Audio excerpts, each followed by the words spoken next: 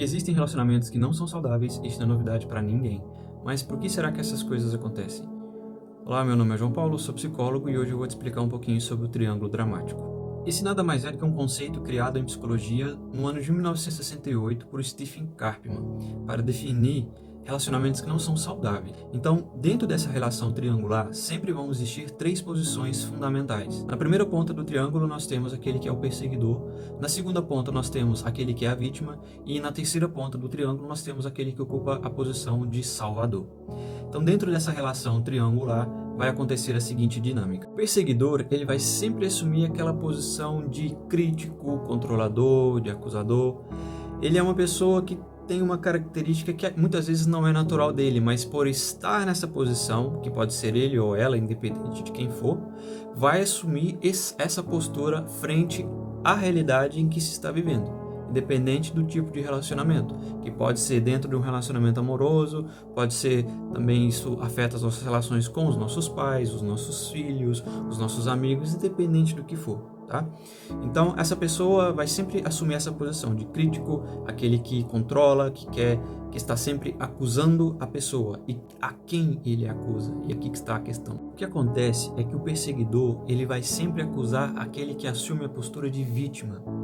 E aquele que assume a postura de vítima sempre se coloca num papel mais impotente, é uma pessoa que se sente injustiçada, ela que se sente desamparada, que aceita demais determinadas coisas por parte do perseguidor que não deveriam.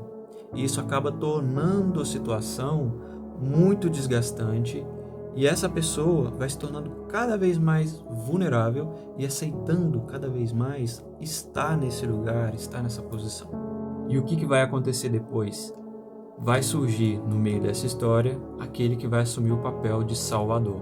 Aquela pessoa que vai estar sempre ali disposta a ajudar. Ela se sente na obrigação de ajudar, de querer resgatar a vítima, de tirar ela dessa situação. Então muitas vezes pode ser que essa não seja uma característica própria da pessoa, de querer salvar todo mundo. Mas por estar naquela situação, naquela relação triangular, desse triângulo dramático, o salvador vai assumir necessariamente essa posição de superprotetor, vai interferir na relação e vai querer ajudar a vítima a se livrar dessa situação.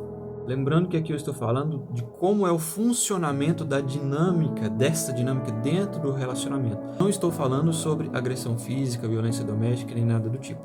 Então vamos imaginar um exemplo prático para ilustrar esses papéis. Em um relacionamento, por exemplo, uma pessoa pode assumir o papel de vítima, reclamando constantemente das atitudes do seu parceiro, que está sendo perseguidor. Um amigo ou familiar pode entrar no papel de salvador, tentando resolver o conflito e proteger a vítima.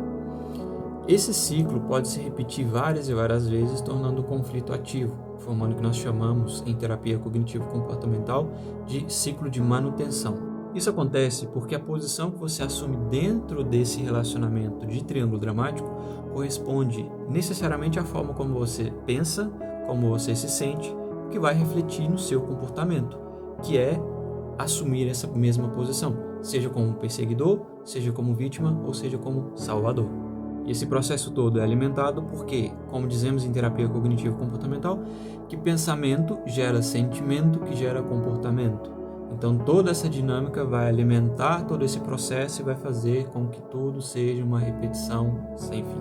O interessante do triângulo dramático é que os papéis podem se inverter muito rapidamente. Então a vítima ela pode se tornar perseguidora a partir do momento em que ela começa a culpar o salvador por não querer ajudá-la adequadamente. Então o salvador pode também se sentir como vítima por ser criticado por aquela pessoa que estava sendo a vítima anteriormente. Isso vai fazendo uma confusão toda e só vai alimentando esse ciclo e tornando todo um processo de emaranhamento. Dessa forma, a gente só vai criando um ciclo de conflitos e de manipulações. E como eu disse anteriormente, necessariamente não significa que isso vai se dar num relacionamento amoroso. Pode acontecer também na relação que nós temos com nossos pais, com nossos filhos, com os nossos amigos, no ambiente de trabalho, seja onde for. Tudo isso causa danos muito significativos nos relacionamentos, fazendo com que as pessoas envolvidas, elas frequentemente se sintam frustradas, incompreendidas e emocionalmente exaustas. Romper esse ciclo requer autoconhecimento e muitas mudanças a nível comportamental, emocional e psicológico. Então, se você reconhece a necessidade de auxílio, procure ajuda psicológica o quanto antes, para te ajudar a compreender o que se passa, para que você consiga então construir relações saudáveis. Mas agora vamos entender algumas coisas que nós podemos fazer para evitar esse tipo de situação. A primeira coisa a se fazer é identificar os papéis, entender se você está em alguma das posições dentro desse triângulo dramático, seja você como perseguidor, como salvador ou como sendo a vítima.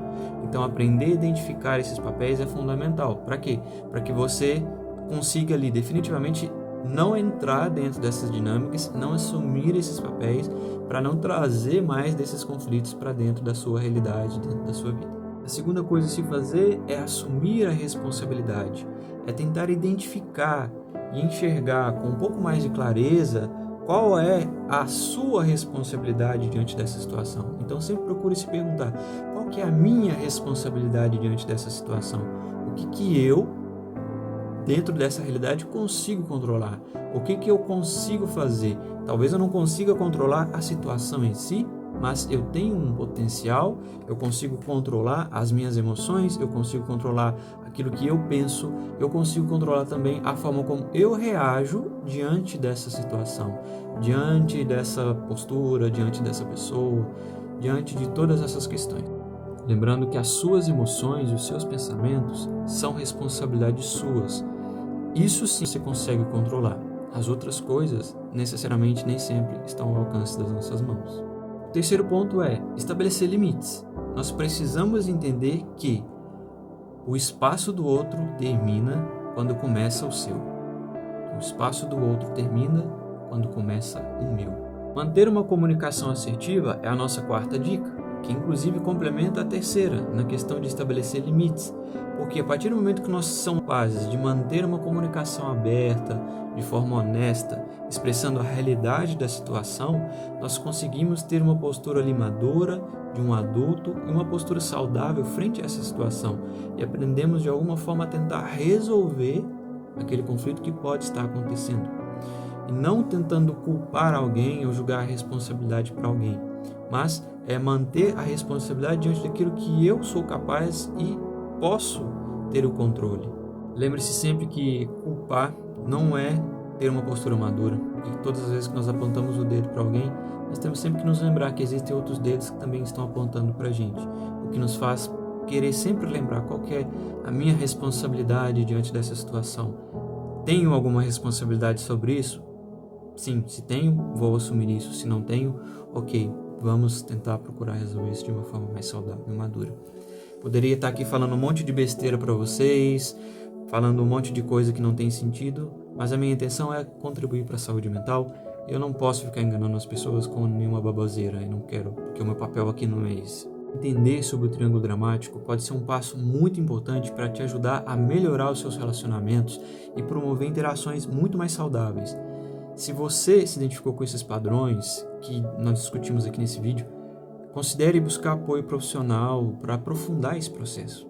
E se você acredita que esse vídeo contribui para alguém e pode ajudar, compartilhe com essa pessoa, porque talvez isso possa ser útil. Obrigado por assistir. Se você gostou, deixe o seu like. Nós nos vemos no próximo vídeo.